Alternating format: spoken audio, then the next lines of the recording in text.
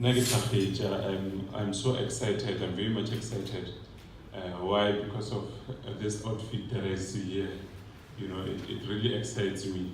Now, when I was coming here, I really thought they didn't tell me the age group of the people that are coming to the graduation ceremony. So because of stereotype and stigma, we always used to graduations being for people whether they just got finished with varsity or something like that between your 20s, 23.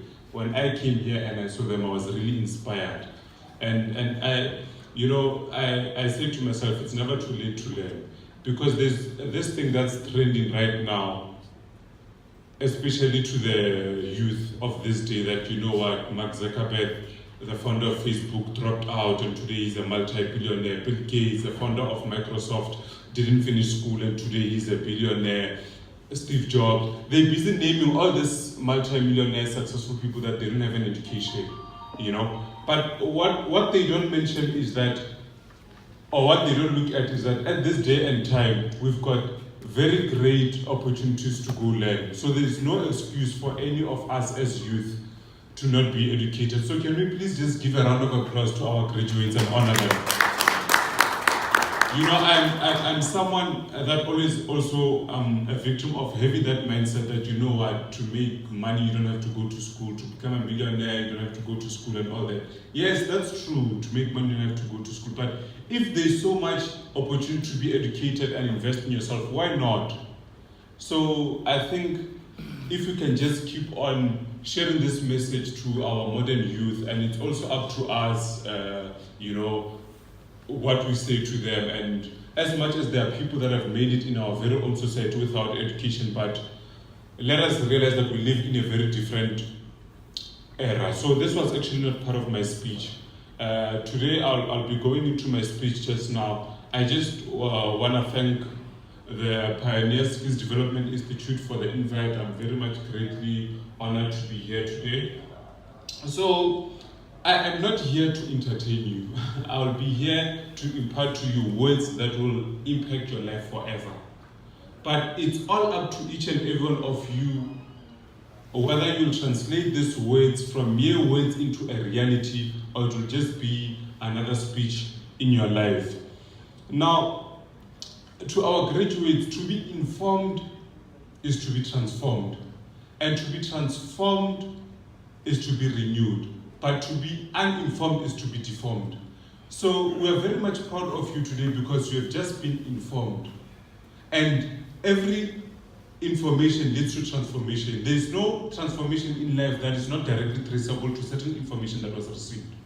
But to receive information and not to be transformed is just decoration. Just like to have information and not to act upon it is just verbal orientation. So the information that you've just received today, please, it's just a step ahead. Now it's up to you to put the information that you've just received into practice. As I've said that, because every transformation in life is traceable to certain information that was received in your life. And now, yes, there might be certain people that are at a certain level of life that don't believe in personal development and all that, but I'm a high and a firm believer on developing yourself. And education is not only formal education, just like they have received today. We do not stop learning. Because one Jim Rohn said that formal education will make you a living, but self-education will make you a fortune. I once read a very statement that really troubled me so much. It said that an average human being only reads one book after their years of study. I'm not gonna ask all of you that who of you are currently reading a book to raise your hands. I'm not going to do that. But it's up to each and every one of you to answer yourself in your heart. Because your income is directly proportional to your mindset. Wherever that you are right now is a reflection of your mind. As a man thinketh, so is he. So it's up to each and every one of us seated on this side. It's not, this day is not only focused on them, but it's up to each and every one of us to constantly develop ourselves, seek the relevant book that will transform our lives, seek the relevant information that will actually enhance us to be better than we were, that will actually make us relevant for today and better for tomorrow, you know, because we always think that studying is only what we do in classroom, but true studies is reading the books. There's so many books that have been written about success. So many people have went out of their way to document their life in terms of writing biographies. You know, a guy says today, I want to be a multi-millionaire. He walks into CNA, you know, he passes shelves of books, how to be a millionaire, and goes back directly to the shelf of dairy chocolate and all that, and Maynards and sweets. Such a guy, I don't take him serious. Because to achieve something in life, you have to learn from those that have achieved whatever that you're seeking to achieve. You know, and in this day and age, there is no excuse. There is no excuse. There is no excuse. One of the people that I listen to a lot, he said back in his days, when he wanted certain books, he had to ship them. He bought books worth 9,000 US dollars. He had to ship them into his country. But today, information is all over the places. You go to internet, on YouTube, there's speeches, people like, so many people that are speaking on different subjects. Books are all over. There's e-books that are sent on WhatsApp that people share, these audios, you know, and realizing that a lot of our people don't like to read. I've even went a step mile and just decided to document different messages in an audio CD that people can listen to while driving from point A to B, you know, because some say they don't like reading, some say they don't have time to read, but guys, there's not even a time, there's not even an excuse, because you can't even have time, because we did such things in terms of audios, different messages, you know, believe in your dreams, choose your association, procrastination. So there's so many different messages that I included. So we live in a world filled with so much knowledge.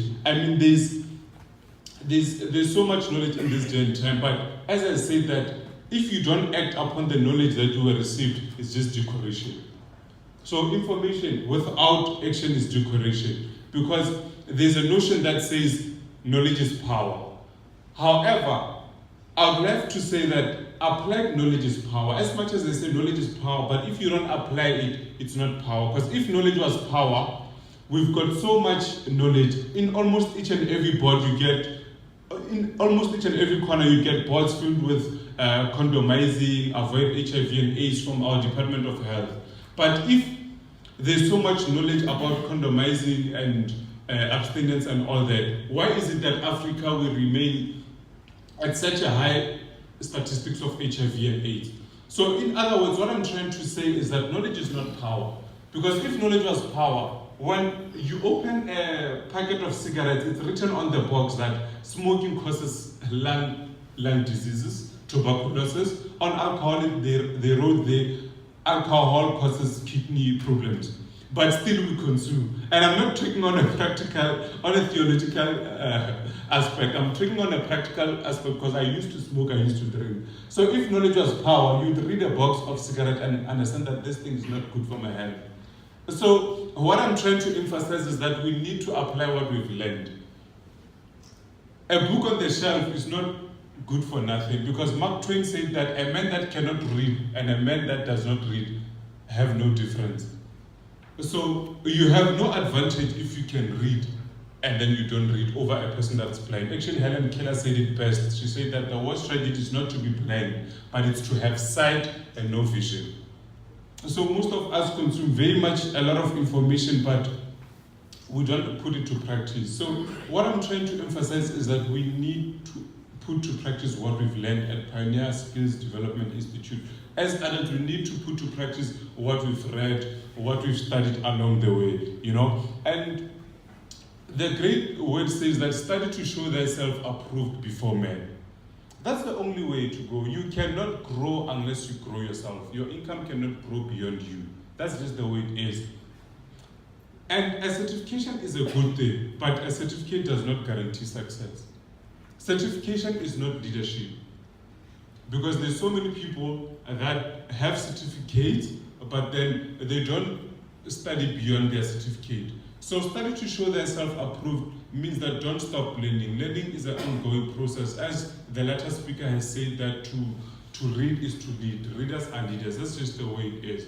You have to read before you can grow yourself. You have to earn, you have to learn before you can earn, as it's always been said. So now it's time for application. It's time for application. You are done with study. Now it's time for application. Rome was not built in one day, but the building of Rome started one day. So you just got your graduation certificates, but now it's time to put on to practice what you've learned in the classroom. A journey of 1,000 miles begins with one step. So it's time to take steps towards the goals you've had. You know, so many of us, as we grow, we begin to lose a vision of the dreams that we had as children. I speak to primary schools, then I speak to high schools, and I get a different response. When I speak to primary schools, when I ask them what's your dream, all I hear is Ferrari, Lamborghini, this, Rolls Royce. But when I go to high school, I get shocked at what I hear. You'd hear them say, you know, if I can just get a City Golf and drop it and put two sub, I'm fine. You know why? Because as we grow up, we get to realize the actual price that a Lamborghini actually costs. And we actually match what the price of a Rolls Royce is to what I have currently and say, you know what, I have only 3,000 to my name and this car is 6.5 million. There's no way out to reach this. What we then do is the saddest thing, we downsize our dreams in order to match our reality. And that's not what God intended us to do, ladies and gentlemen. Actually, your dreams should not intimidate you, but they should instead motivate you to work a step harder. If you realize that where you want to be, I don't know where you want to be, but if you realize that this is where I want to be and this is where I am today, and the gap is pretty much huge, that to me tells me that you need to put more effort. Going to the gym and realizing that you actually have to lose more calories does not mean that you need to stop going to the gym, but means you have to put in more effort in terms of going to the gym. You know, if it's in terms of financial goal, means you have to put more hours into your work. So everything of value comes at a cost. I can attest to this. It's not been easy because your mindset at a certain age and at a certain age is very much not different. So it's very much not the same. So I applaud you so much because most of us, the more we grow, the more we neglect studying. So seeing people such as yourselves, I'm actually way beyond inspired, and I've changed my perspective altogether in terms of education. And I would say to you that this is only the beginning. Whatsoever dreams that you have in your heart, I pray that God assists you working together with you in order to making them a reality. But the most important thing would come from your side, because God only meets us at a certain level. We have to do a certain level from our side, and then He does a certain level from our side. But the sad thing is we go to the stove of life and say, you know what, stove, if you give me a good meal, then I'll cook tomorrow. That's not how it is. We go to our bosses and we say, boss, if you give me a raise, I'll put in more effort tomorrow. I'll start arriving earlier than I used to. That's not how life is. Life rewards you based on the effort that you put. Hence, we're honoring them today based on their graduation. So it's just the way it is. If you want to achieve certain realms of heights of success that ordinary people are not achieving, you need to put extraordinary effort that ordinary people are not achieving. That actually was my first speech when I embarked in the journey of public speaking. I was speaking about how to actually be extraordinary great. Average people go a certain mile, and organizations such as Pioneer showed us today that they go an extra mile, because most of the accredited organizations or skills development institutes, they just do the training, 1 year training and all that. After they've issued certificates, accredited their students, they walk away. But to see an organization that goes an extra mile of hosting a ceremony out of their own budget, I'm sure when CETA funded them, they did not include this ceremony as a budget, and I'm sure you could attest to that. So can we please just give them a round of applause? And this to me shows us that to achieve success, you need to go an extra mile. You cannot be enlisted in the books of the greats with ordinary work ethic.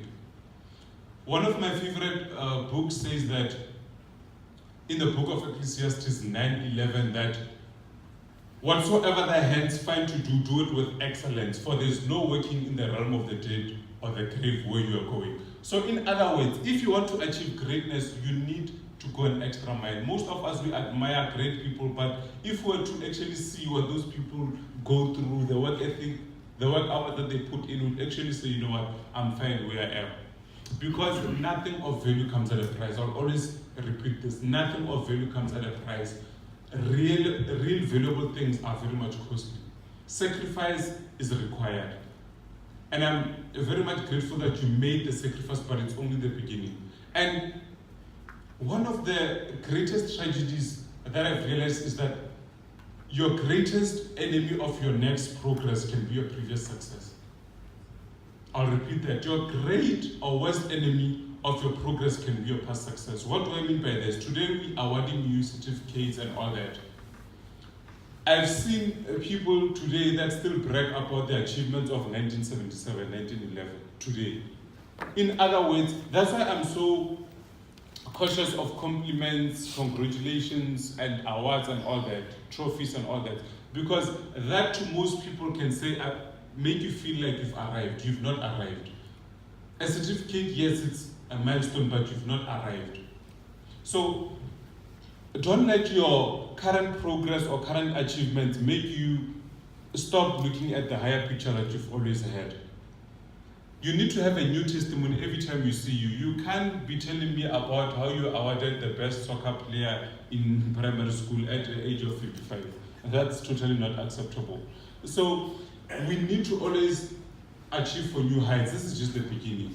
I actually would advise that if possible, go at it again, the second round. If possible, if you're working, do it night school, do something. Go for the next mile. And I'll emphasize this because most of us, we are limited to where we are because we are too comfortable. We're too comfortable. When we got the job that we were working at maybe probably 1999, it was a high, good paying job to most of the people that are seated here. It was a good paying job at that time and you bought the latest car at that time. And the reason that you became stagnant is because you were so focused at that present success that you neglected to develop yourself. So I'd say that do not be fascinated by the certificate that you're getting, the congratulations, the WhatsApp messages that you'll be receiving. Don't let that go to you. That's why it's very much important to stay humble. Humility. Humility is very much important as you achieve various accolades in life. Don't stop seeing the beauty and the glamour of the future you're looking forward to. But the most important thing is don't wait for it. Don't wait towards its realization. You have to work hard towards meeting the future that you want to realize in the future. Now develop a habit of just going an extra mile, just one more attempt. Just one more time, try just one more time. I will persist until I succeed. This is the slogan of great people. When everyone else gives up, great people say, let me just do it one more time.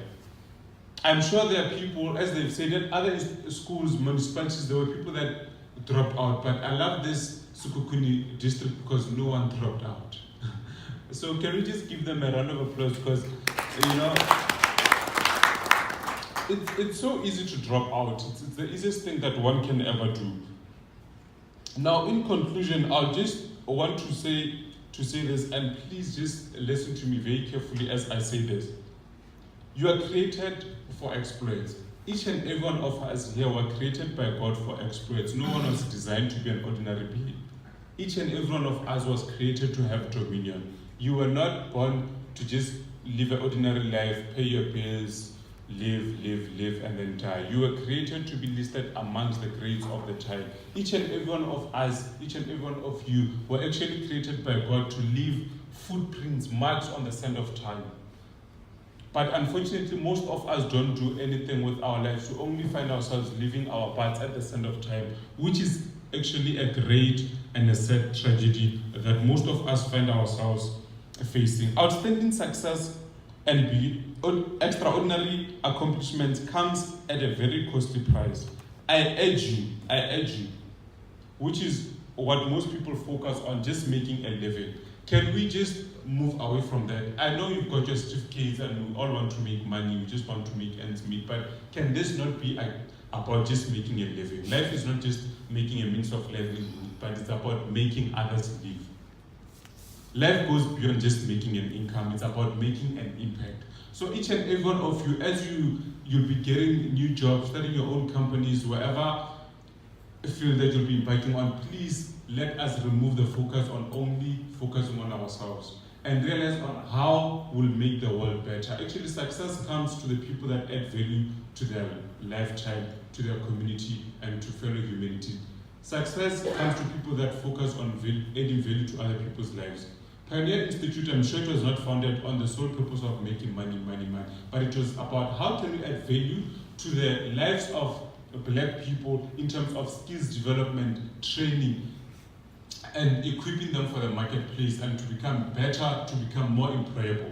And that's how it became its success. So if we focus only on getting a certificate so that, I'll drive a Mercedes-Benz or whatever, that's more focused on us, that's why some of us wouldn't achieve success. So I urge you that not only focus on making a living, but to live an impact-driven life. You'll never be remembered by what you had, but by the value that you've added. All the biographies that I've read of all the great people, there's no catalogue of he had this, he owned that. But it's all about the values they've added, the solutions that they've created for us. All biographies. Nelson Mandela, we don't even know the kind of car he drove. But unfortunately, we're more focused on the materialistic things. There's nothing wrong with all that. But the major important thing, it's not that. In one of the books that I read by the legendary Mr. Charles Nkobeni, he says that actually money is like oil. It's like oil. You are the pipe, right? You are a pipe that's supposed to transport the oil to the communities. Now, if you are the pipe, there's no way that you can transport oil and not be oiled. So there's no way that you can create or add value in other people's life, and God will reward you with all your dreams, mansions, and all whatever financial desires that you have. But don't focus on the oil. Focus on the transportation, which is the duty that you are, and automatically you will be oiled on yourself. So now, as you'll be going, I'd like you to focus on far beyond a means of livelihood, as I've already said. Focus on adding value to other people's lives. Miles Monroe from the Bahamas, which was a very great man, he said that the greatest tragedy in life is not death, but it's life without a purpose. Each and every one of us were created by God for a specific purpose, and if you don't do what you were created to do, there's no one that will do that which you were born to do. So in other words, if I don't do what I was born to do, I leave a void in this earth. If you don't do what you're born to do, you leave a void in this earth. And not only do you suffer, but generations and generations after you suffer. Because if right now you root out a tree, not only did you kill the tree, or if right now you destroy a seed, not only did you destroy a seed, but the fruits that were supposed to come from it. In other words, the people that were supposed to eat those fruits will be denied of those fruits. In other words, the people that were supposed to enjoy the shade of that tree will be denied. If papers were rooted out, if trees were rooted out, we wouldn't be having this program, we wouldn't be having tissues. So, in a nutshell, what am I saying? If you don't do that which you were born to do, you destroy the world. If I don't write the book that I was supposed to write, in other words, there's someone that could be suffering depression, which my book was supposed to solve their depression, but because I was selfish and focused only on my needs, I did not write it. Then I take to the graveyard the wealth that God has deposited in me. He said again, Dr. Miles Monroe, that the wealthiest place in the world is not the gold mines, the platinum mines of Sikukul, it's not the oil wells, it's not the gold mines and all that, but the wealthiest place that you could ever find is the cemetery, because there you find buried books that could have been written, singers that could have released albums but they didn't, people that were supposed to be present but they didn't. So I urge each and every one of you, please don't go to the graveyard with that which you were born to do.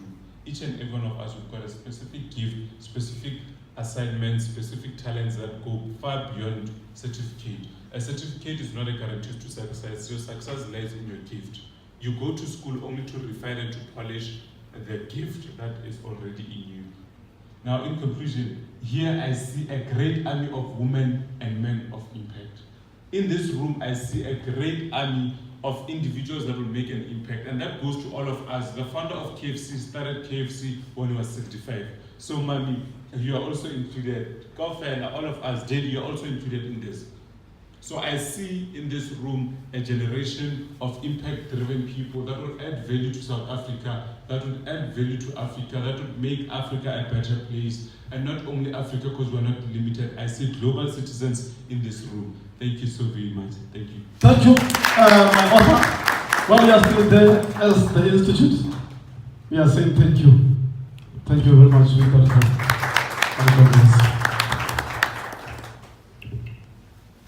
Thank you very much. I think